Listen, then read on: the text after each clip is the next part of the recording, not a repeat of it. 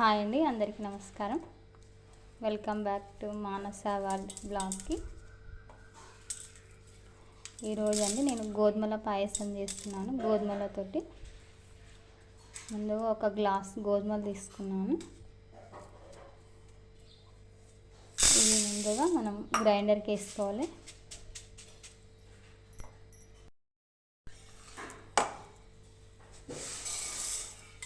ఇంకా మెత్తగా కాకుండా కచ్చాపచ్చాగానే వేసుకోవాలి గ్రైండర్కి.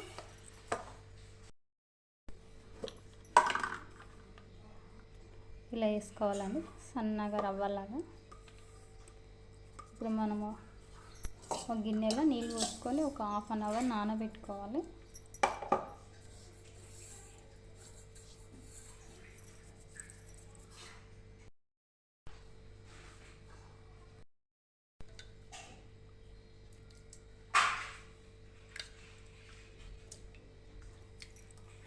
ఒక హాఫ్ అన్ అవర్ నానితే మనకి చేసుకోవడానికి చాలా ఈజీగా ఉంటుంది.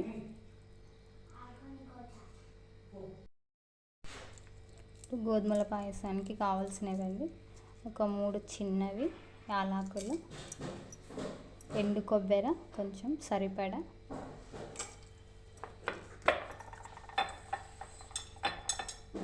సోంపండి మొత్తం కలిపి గ్రైండర్కి వేసుకొని పెట్టుకోవాలి. ముందే పెట్టుకొని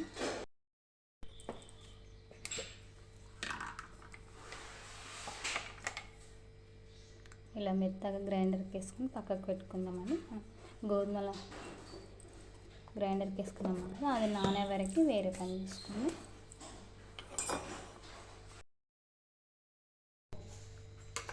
ముందుగా నీళ్ళు పెట్టుకోవాలండి. నీళ్ళు మసిలినాక మనం నానబెట్టుకున్న గోధుమలు మిక్సీకి వేసుకున్నాం కదండి, అది వేసుకోవాలి. నేను వీడియో ముందుగా తీద్దామని మర్చిపోయినా. నీళ్ళు కొన్ని సరిపడా నీళ్ళు ముందుగా పెట్టుకోవాలి. మసులుతుంటే మనం నానబెట్టుకున్న గోధుమలు వేసుకోవాలి.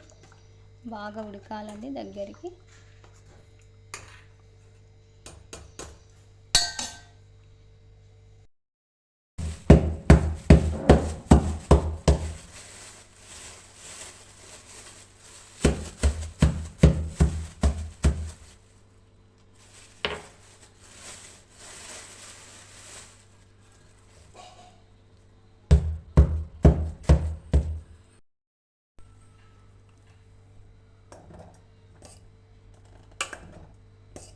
కొంచెం ఉడికినాక బెల్లం వేసుకోవాలండి. ఇప్పుడు ఉడికింది.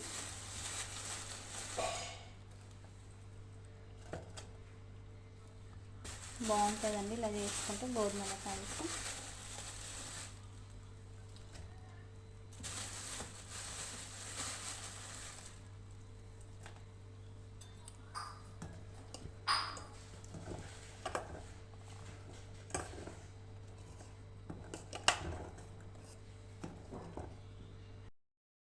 ఇప్పుడు మనం కొబ్బరి, సోంపు, యాలకులు గ్రైండర్కి వేసుకున్నాం కదా, అప్పుడు వేసుకోవాలి.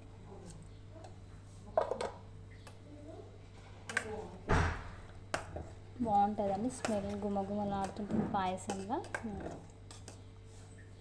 ఇప్పుడు మనము ఇందులోనే కొంచెం నెయ్యి వేసుకోవాలి.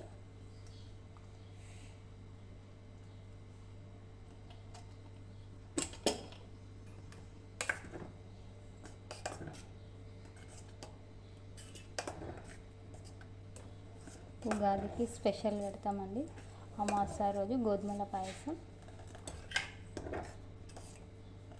ఈ వీడియో మీకు నచ్చినట్లయితే లైక్ చేయండి ఫ్రెండ్స్, సపోర్ట్ చేయండి. ఒక 5 నిమిషాలు ఉడికితే చాలండి. చూడండి ఫ్రెండ్స్, గోధుమల పాయసం రెడీ అయింది. చాలా టేస్టీగా ఉంటుందండి. ఇలా ఉంటే డ్రై ఫ్రూట్స్ కూడా వేసుకోవచ్చు అండి. ఉంటే నెయ్యి వేయించుకొని బాగుంటుంది. ఈ వీడియో మీకు నచ్చినట్టయితే లైక్ చేయండి ఫ్రెండ్స్, సపోర్ట్ చేయండి. Thank you friends.